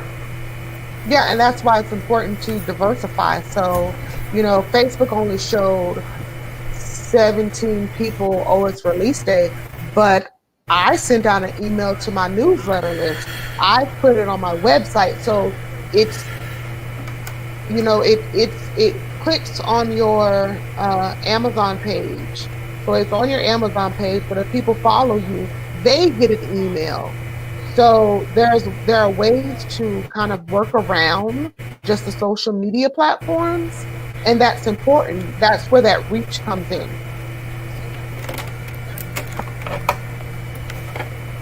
Yeah, so important to be able to reach out to people, especially when you have something that's a good book or something that's good like this, And I think, and I guess I'm just gonna say this and just be extremely honest right now with the literature as I would say black and brown literature as a whole. And again, and I apologize to any author, anybody that sees or hears this. What I'm saying is not. I'm not trying to anybody down or anything of that nature. And what I'm saying is not. It's not. How can I say this? It's an opinion, but it's indicative of what I feel and what I see. Not indicative of black and brown literature as a whole. I see a lot of the gangsterisms and those type things, and again, this is not to knock anybody because if that's their lane, that's their lane. That's what sells for you. So I'm not gonna knock you on that. But at the same time, you see all that. So you see all of that so much, and then you miss these diamonds in the rough, like books that you write, books that Shantae writes, books that other authors that I've grown so fond of following, like Gerald Anderson, and who else? T.B. Scott, and so many other authors that I follow personally on Facebook. A lot of these cats have hidden gems, but you so said the black and brown literature is so saturated with everything else. You miss those. You miss those diamonds in the rough, and you can't necessarily find those diamonds in the rough because now you're oversaturated with all this other stuff. And I'm like, you have to dig through to find those diamonds in the rough. And again, anybody that's watching or listening to this, what I'm saying is not a knock on what you guys do. I promise you, I support authors of all genres, irrespective of what you write. What I'm saying is just that the black and brown genre, literary world as a whole is oversaturated with so many other so much, the gangsterism and stuff like that. The way I look at it, there's no balance. there. You have this that outweighs the rest of them, and then you can't get. And most people who prefer to read books like yours, don't find them because there's no real balance in the genres and also the subgenres. I think that it depends on, again, so social media is a big algorithm. If we're talking social media based, so if you're following secular or gangster type books, what if you click on one? Let's just say something goes by, you click on it, right? So because you've clicked on it, now Facebook's like, oh, you like guns and hoes, so we're going to show you all the books that have this in it. Just like if just like if you clicked on, I made the, not a mistake, there was a Christian brand that came through. It was a t-shirt brand. So I kind of clicked on it because I wanted to see what it was. And 2 weeks later, all I get are these t-shirts in the same vein, because Facebook is a marketing genius and they pixel your phone. So they follow your search habits, and that's how they know what to show you. So whereas it's probably yes, it's probably not as imbalanced as it seems. It's kind of what sells. Like, there's gospel music, but then there's also secular music, or like Drake and them. So if everyone is buying that or listening to Drake and them, then you're going to hear more of that because that's what's selling. And I mean, until you get to the level of Beyonce, where you drop an album at midnight and everybody buys it.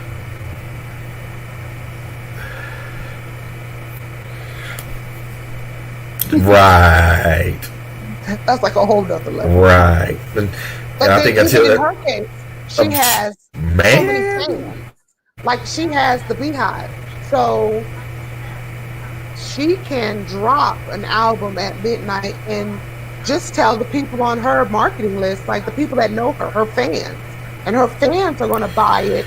And then because everybody's buying it, now the people that don't necessarily rock with her like that, they're going to hear about it because her fans have already came in and broke down the internet trying to get the album.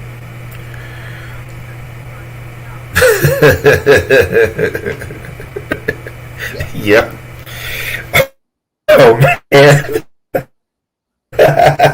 It's funny, but it's true. It's so very true. I mean, and you bring out something that I thought about for a long time, is that it's important to have at least a base level of people that follow you. Yes, and they have to be readers. Me too. It can be 5. It can be 10.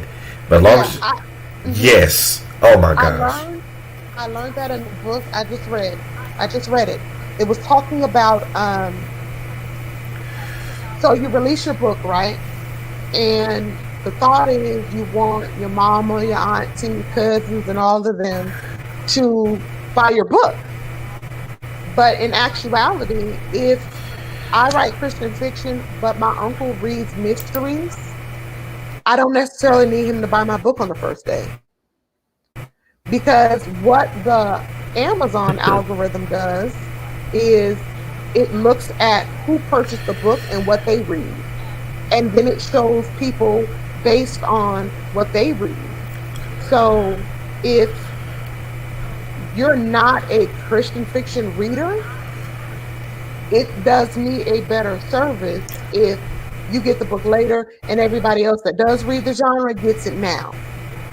Because then Amazon says, okay, this is a Christain fiction book, so we're going to show it to these people versus this is a good book, but we don't we don't know where to put it. Right. And man, the algorithms, man. Oh boy. It's a business. It's almost like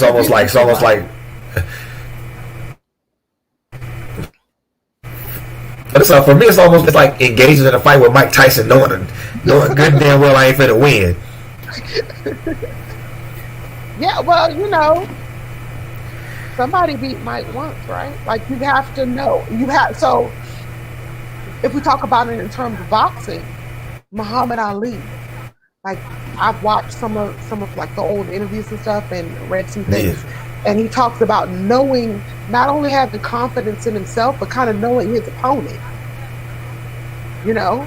So Muhammad Ali will talk you out of the fight before you even step in the ring. Like you step in the ring feeling like, oh God, I could fight, but I don't know if I could beat Muhammad Ali. And so it's the same thing with like working within the business of publishing and being a writer that wants to make some money. You have to know your opponent. So you have to know all of the ins and outs and algorithms and stuff like that. And also know that they'll change. Like literally next month.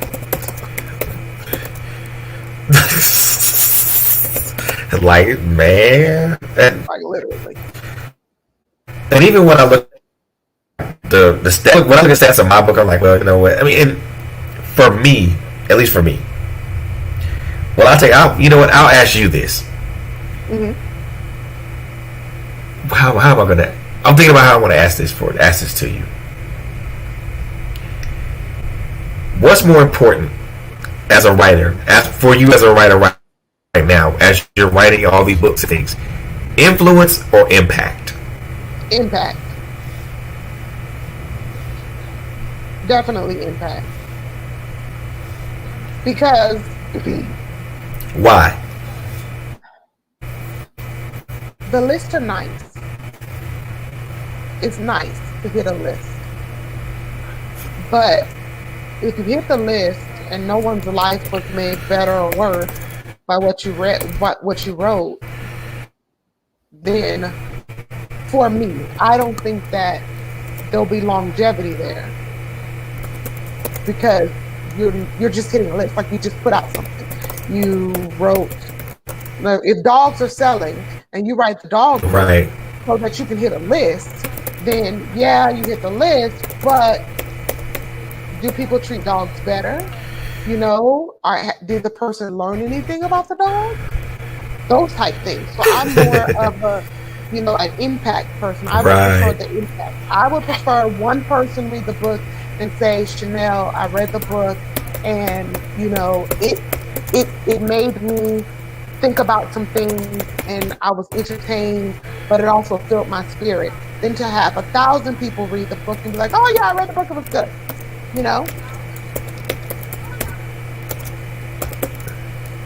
Wow. I like that. I like that because you have to be able to touch somebody before you're able to influence them. Some people are like, well, I'd rather influence them than impact them. Well, that's backwards. You're going about it the wrong way. When you impact somebody, you're actually influencing them as well. Mm-hmm. But y'all didn't hear me say that. That's just a small nugget I'm gonna drop on y'all. Take the nuggets.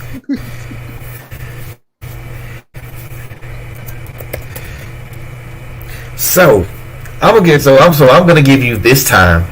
Well, first of all, I enjoyed this. I really have, with the technical difficulties and everything. But I'm gonna give you this time. Oh, you're so welcome.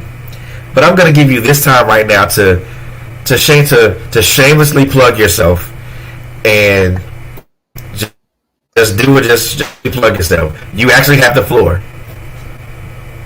Well, thank you. My books are Christain Fiction, as we talked about today. The latest release is Living a Blessed Lie. It is about 4 best friends who, you share everything with your best friend. However, somebody is not telling the truth. Their social media status and their lifestyle are completely different. Ooh. So we are Living a Blessed Lie, which released today. It is available in ebook and in paperback. The ebook is $1.99 and the paperback is $5.99. Then also, Sitting on the Fence is out as well. It is book two in that kind of vein of a story. It is the story of Rue, who is a Christian woman, but she is not a cookie cutter Christian. She has an out of the box mentality when it comes to what a follower of Christ should be. And that kind of lands her into a couple of situations that are very intriguing. And all available on Amazon. Now, where can everybody find you on social media? So on social media, I am on Facebook and Instagram at author She, She Nell, Nell, 2 words. And then I'm also at CheNellInc.com, which is my personal website where I do a blog weekly about reading, about writing, and about the Christian fiction genre. All right, now y'all better go check out, man. Y'all go check out her website because I've actually checked out some of the stuff that she on her blog, man. It's really, really good. So you guys, if you're a writer or if you're someone that's a reader, you guys will catch some good nuggets off of that. And I have no issue with giving shameless plugs to people that I support. So yeah, so I'm good for that every once in a while. Boy, appreciate it, definitely. Oh, most definitely, man. Like I said, writers like you and Shantae, and Mr. Anderson. I mean, I haven't had him on here yet. I'm most definitely gonna try to get him on here, and I'm definitely gonna try to find Shantae and see if I can, kind of convince her to come on. But but it's writers like you guys that that I'm always inspired by, even though my inspiration came from an unconventional source. But I'm always inspired by other writers and other people, other writers. Like it's writers like you, Shantae, Mr. Anderson, Quint Jones, and also Colleen Williams. You guys are the ones that inspire me to write. Now to continue writing. Now I have a whole plethora of other people that I look up to, and I love to watch. I love to watch their works. But it's the ones that I've grown into having relations with. Shantae, over the times that the one event that we all had, that we all were there together, and then the 3 or 4 times that me and Shantae were at Barnes and Noble, and man, I love those, because those are things where you can learn from people. Yes, I would love to do another book signing. Oh my goodness, I really would. I have one coming up. There's in Tampa. There's a Juneteenth event in Tampa Park. There's a Juneteenth event, and I'll be there. And that's my first one since COVID. COVID definitely changed some things, because I missed it. I miss being able to talk to people and talk to writers and kind of see people face to face. So I'm glad it's not over, but we're kind of getting back out there slowly but surely. Yeah, kind of like on the home stretch of it, perhaps, maybe. Hopefully, prayerfully. Yes, indeed. I know we're coming up to the end of our time, but I personally want to thank you for coming on to the Office Alley again and blessing us with your presence and letting our viewers know what you have going on. And I'm in awe of everything that you do. I love it, man. You like I said, you and Shantae are the people that I try to follow as much as I can, because I want to keep my ear to the ground on what you guys are doing, and just to have this type of relation, from author to author, it's good, because you can always bounce stuff off. You can always bounce stuff off each other and always get the feedback that you need. Definitely. So thank you so much for having me. I totally adore the show and the new format. Pleasure was all mine.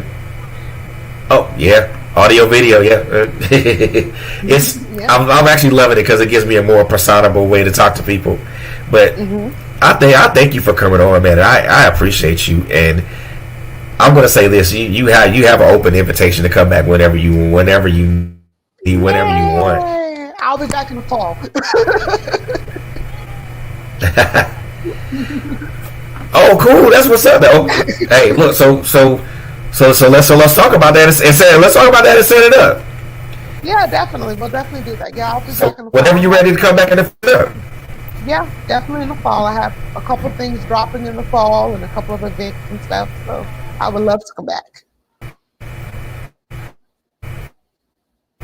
Ooh, cool. Now, I guess we're going to have to make sure it's not during an Alabama or Georgia game. So Definitely not during an Alabama. I'll just do that out there.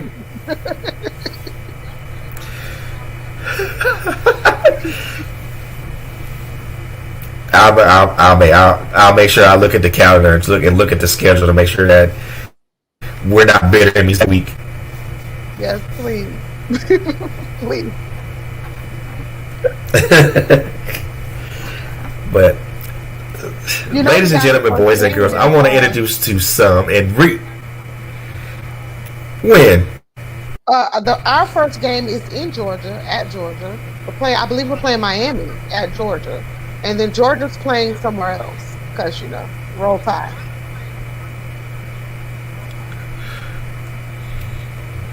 I can't with you.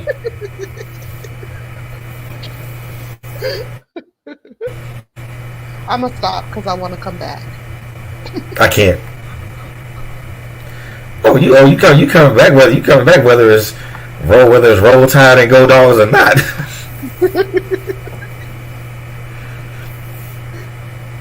I'm just going to have to stop. I'm just going to have to grin. I'm just going to grin and bear it.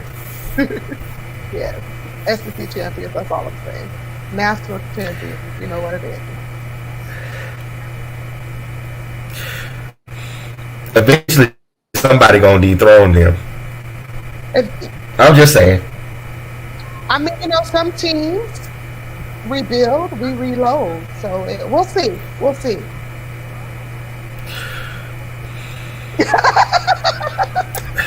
I can't. It's all fun. It's all love. I can't. I know. I'm just shaking my head though. I can't.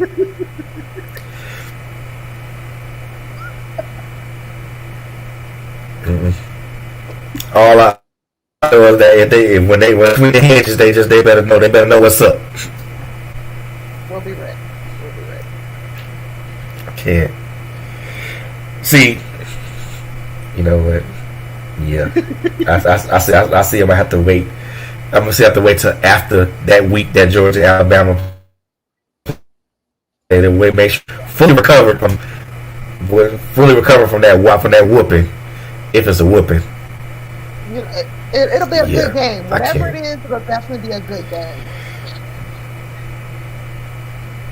Oh yeah, I mean, we both know that the SEC is probably the toughest league to play in college football, right? Definitely. So anybody that come around there, they better bring their A game or get run over. Yeah, all of the teams too. I mean, not just Alabama because I love them, but all of the teams are very much powerhouses. You can. They can't do what the teams in the SEC. They're all powerhouses. Exactly. But so yeah, just whenever you got a date in the fall, let's do it. Just make sure it's either before a Georgia and Alabama matchup or at least a couple weeks after, so that way I can recover. Okay. Definitely. But I enjoyed this, man. I really did. So I thank you so very much for coming on and just blessing us with your presence and also just imparting knowledge, but also letting everybody know about your work. I look forward to our next meeting. Oh man. Indeed. So, ladies and gentlemen, boys and girls, I like to introduce to some, reintroduce to others, my sister, Christain Fiction author She Nell. Look, go check out her website. Go check out her books. I guarantee you will not be disappointed. I guarantee you. Her mission statement is to entertain and edify, and I guarantee you will be, after you read one of her books, both of those missions will be accomplished. So go check her out, man. She's a great author. She's a great person, and I consider her a great friend. So do me a favor. Go check out her books, man. She's a great writer, and she's a great person. So if you happen to get, and please, I cannot stress this enough. Not only for her as an author, but also for all authors that not only come to this platform, but also all authors around the globe, whatever genre you are. If you're a reader, please, I beg you, leave a review, whether positive or negative. Reviews help us as writers to improve. Reviews help us as writers to not only, number one, improve, but also to help bring you guys, the readers, much better content, more intense content, more involved content. So please, if you pick up a book from either She Nell or whomever, please just do me that favor. Leave a review for this. Leave a review for the author. It helps them out so immensely. And if they're having a bad day, they may check their Amazon page and they see that 5-star review. That might be the thing that makes their day. So please, if you purchase a book from them, be kind and leave a review. It helps them out so immensely. And you never a positive or negative review can have on them as a writer. So, with that being said, and I think I've spoken too much right now, but that's gonna conclude our episode of the Author's Alley right here on Trailblazers Radio. Continue to support us and continue YouTube at Trailblazers with a Z Radio. Continue to support us here on our Facebook page at Trailblazers Radio. Also keep your ear to the ground with us. We got some great content coming for you. We also have some great guests coming to you with My Life Has Destiny podcast, and also here on the Author's Alley. And also, this is a shameless plug for me. So, June the 1st, I am going to be premiering a standalone podcast, which is going to be audio only, called Unpopular Opinion, where I speak my unpopular opinion on a variety of things.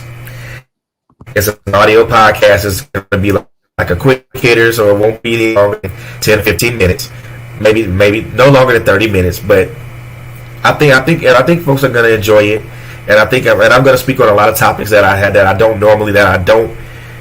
normally speak here on this platform. But it's gonna be a good thing. Again, keep your ears on the ground with us, because we have some great guests, some great events that are coming down the pike with you guys. And I want you, and you guys won't be disappointed. I promise you. And with that being said, I want to wish you all a good night. Also want to let you guys know to please take care of each other, be safe out here, and enjoy this long weekend. And also, please remember Memorial Day is Monday. Please remember those who gave the ultimate fight in defense of this country. Please remember those people, because their sacrifice was not in vain. It was actually for us to for people to maintain the freedoms that we as Americans we take them for granted. And the people there are people that I serve with personally that make the ultimate sacrifice. So please keep that in mind. And on that note, take care of each other. You guys have a wonderful night, and I'll see you guys on the flip side. Peace.